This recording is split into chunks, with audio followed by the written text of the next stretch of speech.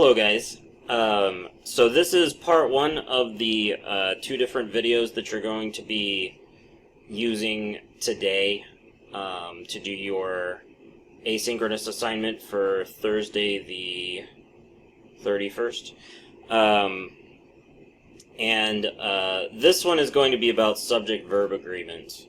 So subject-verb agreement is deceptively simple and pretty easy to get your mind around. Basically, in English, all you're trying to do is make sure that if the subject is singular, the verb that it's affecting is going to be singular. And if the subject is plural, then the verb that it's affecting is going to be plural as well. That's really all you have to do. There are different ways to get tripped up, and we're going to look at some of those in this PowerPoint. Mostly there's ways to get tripped up. You probably already know this. This will mostly be a review of different complicated situations where you might end up confused about what subject goes with what verb. So let's go ahead and go through this. This is another PowerPoint created by my supervisor, Jason Graves. I want to give credit to him. Okay. So, general rule, most important point to remember is that the noun or pronoun subject of a sentence must agree in number with the verb. If the subject is singular, then the verb must be singular. If the subject is plural, the verb must be plural. Okay, yeah, there's a lot of cute memes in these, so you'll see. In many cases, a singular noun will end in S, will not end in S, but a singular verb will end in S. That's a strange way to write that.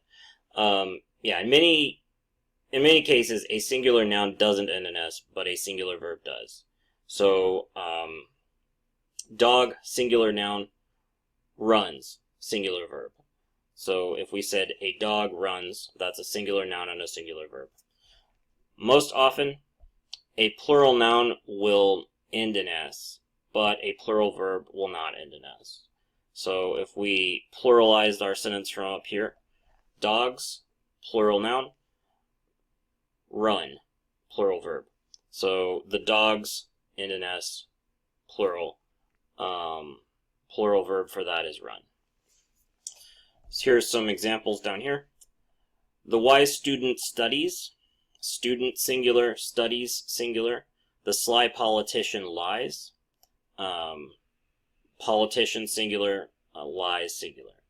The wise students study. Students plural, study plural.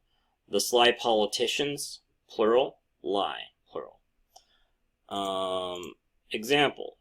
Mr. Graves, the guy that made this PowerPoint, often show or shows cartoons in class. Obviously, it's shows. Mr. Graves is singular. Shows is singular. All right. Okay. Guideline 2. A subject may never be an object of a preposition. So you're going to have a subject and verb in a sentence. The dog ran.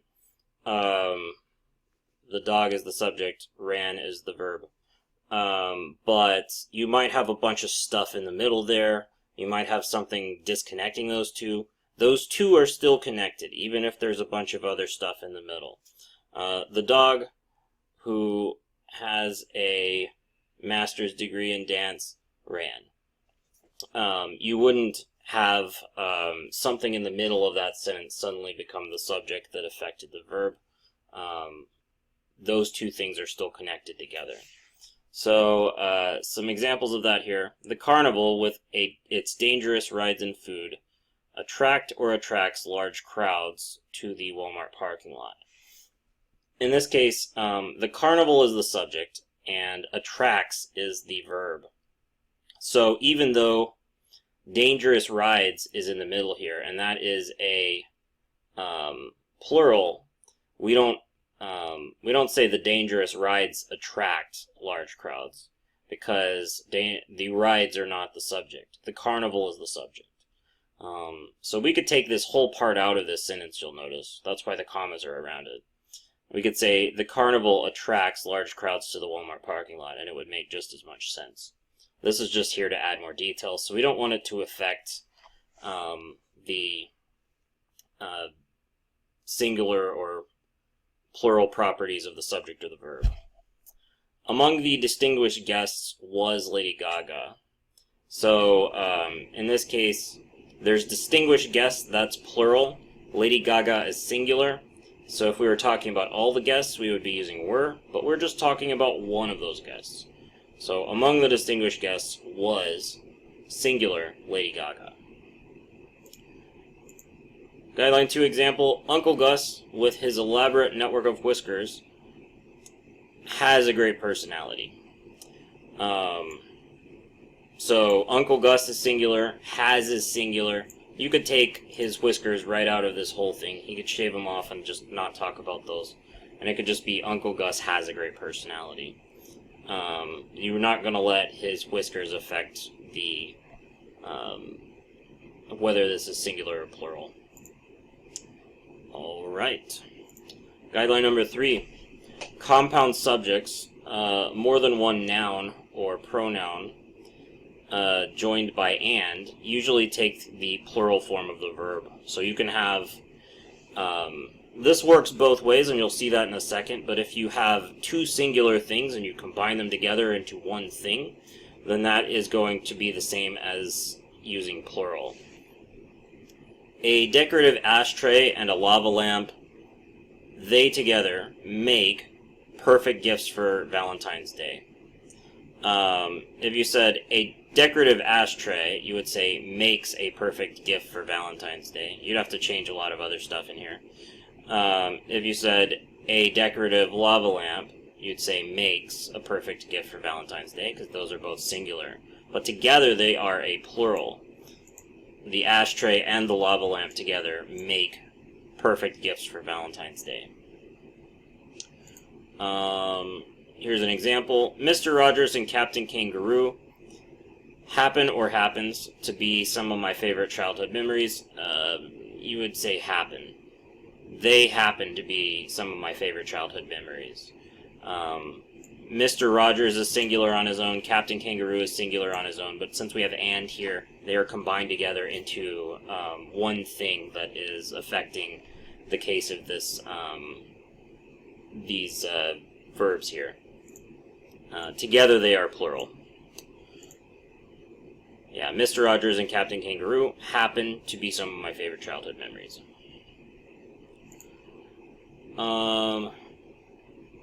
Guideline 2 example.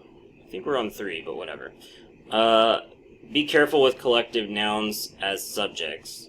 So sometimes there's examples like this one here where two nouns together make up one subject, and they're just like one thing. Franks and beans is a single dish that you can make, and you can see that right here. It looks just delicious. It's not great, but it's filling. So Franks and beans are a single dish. It would be the same as saying Franks or saying beans. So Franks and beans is a favorite meal of the wealthy. That's not true, but that is how you would say that sentence. A better example might be spaghetti and meatballs. Spaghetti and meatballs are a single dish. You wouldn't separate them out into two different dishes and serve them separately. They're one dish. So spaghetti and meatballs is a favorite meal of mine. My favorite meal is spaghetti and meatballs. Okay, so yeah. Spaghetti, or beans and Franks is, because beans and Franks together are a singular food. This is more what I'm familiar with beans and Franks. Okay, guideline 4. Compound subjects joined by or nor take the form of the verb that agrees with the closest subject word to the verb.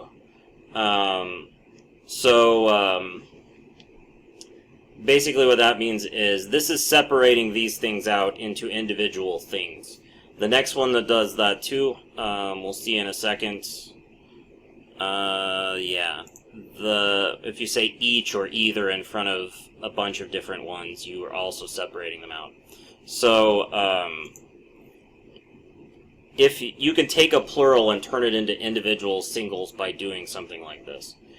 This is a Vegas Showgirls, that's plural, or an Elvis impersonator, adds a finishing touch to a nice wedding. I don't know that that's true, but yeah. So it's going with the closest one, a singular verb here. It's going with the closest one, Elvis, which is the Elvis impersonator, which is a singular thing. And so it's going with adds, which is singular. If we said Vegas Showgirls add, we would say add because there's multiple of them.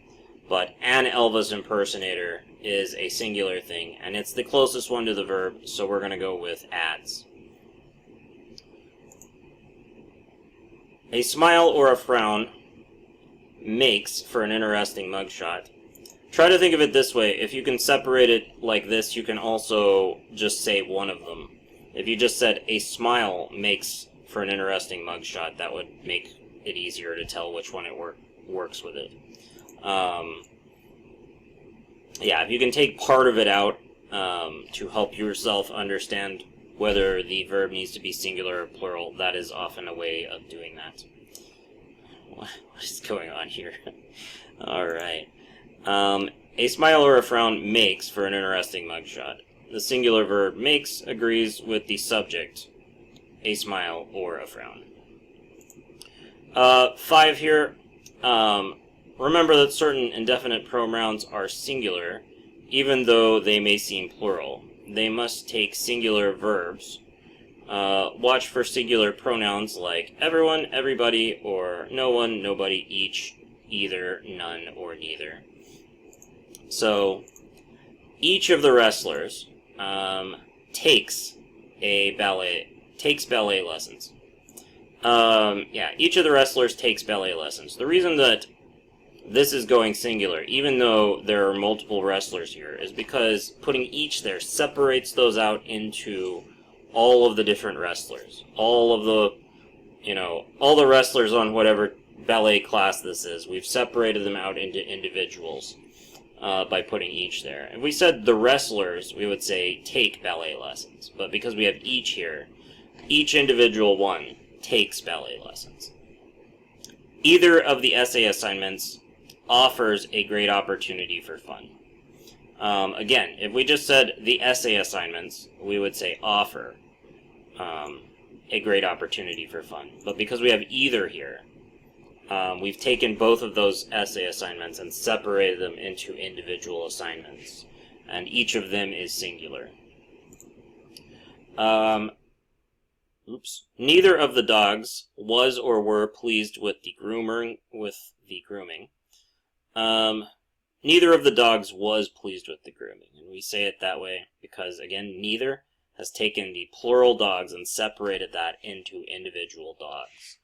2 individual dogs. So each one of them is what's affecting the verb.